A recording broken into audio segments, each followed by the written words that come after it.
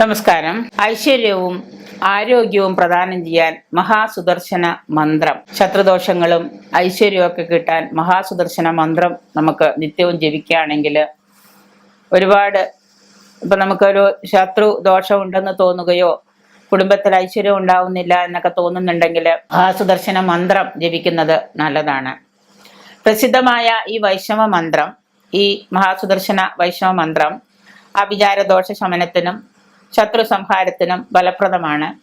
പ്രശ്നത്തിലെ ജാതകത്തിലൊക്കെ വ്യാഴത്തിന് ദോഷമോ അനിഷ്ടപ്രദനോ, വ്യാഴം ബുധനൊക്കെ അനിഷ്ടപ്രദനായിട്ട് നിൽക്കുകയോ ഒക്കെ ഉണ്ടെങ്കിൽ, അങ്ങനെയുള്ള സ്ഥിതിയൊക്കെ വന്നു കഴിഞ്ഞാൽ നടത്തുന്നൊരു ഹോമമാണ് സുദർശന ഹോമം.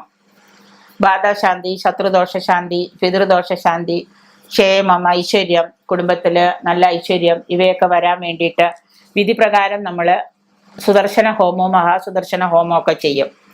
ഇങ്ങനെ ചെയ്യുമ്പോൾ മഹാസുദർശന ഹോമമൊക്കെ ചെയ്ത് മഹാസുദർശന യന്ത്രമൊക്കെ ധരിക്കുമ്പോൾ നമുക്ക് എന്താണ്, നമ്മുടെ കുറേ എല്ലാ ദോഷങ്ങൾ മാറിയിരിക്കും.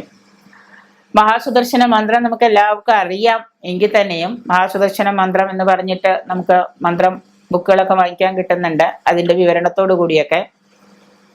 ഓം ക്ലീം കൃഷ്ണായ ഗോവിന്ദായ ഗോപീജന വല്ലഭായ പരായംബര പുരുഷായ പരമാത്മനെ പരകർമ്മ മന്ത്ര യന്ത്രൌഷധ ശസ്ത്രാണി സംഹര സംഹര മൃത്യുർമോജയ മോജയ.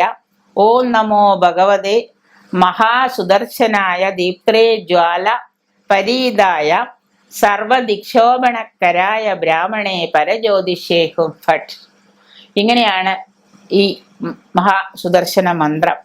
ഈ ശക്തിയേറിയ വൈഷ്ണവ മന്ത്രം നിങ്ങൾ എല്ലാ ദിവസവും നിങ്ങൾക്ക് 108 രൂപ ജപിക്കാൻ സാധിക്കുകയാണെങ്കിൽ നമ്മളെ ഒരു ശത്രുദോഷവും ബാധിക്കില്ല എന്ന് മാത്രമല്ല, കുടുംബത്തിൽ ഐശ്വര്യം വിളയാടുകയും ചെയ്യും. അപ്പൊ അതുകൊണ്ട് എല്ലാ ദിവസവും നിത്യജപത്തോടൊപ്പം നമ്മൾ വൈകുന്നേരങ്ങളിൽ ഈ മന്ത്രം ഒന്ന് കാണാതെ പഠിച്ചോ.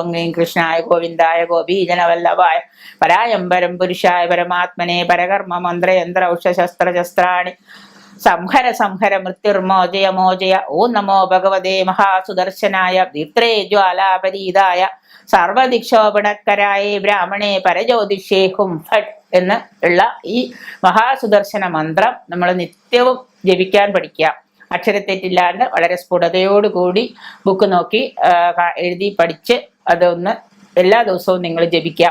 ഒന്നല്ലെങ്കിൽ ഒരു 36 രൂപയെങ്കിലും എല്ലാ ദിവസവും നിങ്ങൾ ജപിച്ചു കഴിഞ്ഞാൽ നിങ്ങളുടെ കുടുംബത്തിൽ ഐശ്വര്യവും ശത്രുക്കളൊക്കെ ഉണ്ടെന്ന് തോന്നുകയാണെങ്കിൽ അവരൊക്കെ അങ്ങോട്ട് മാറിക്കോളും.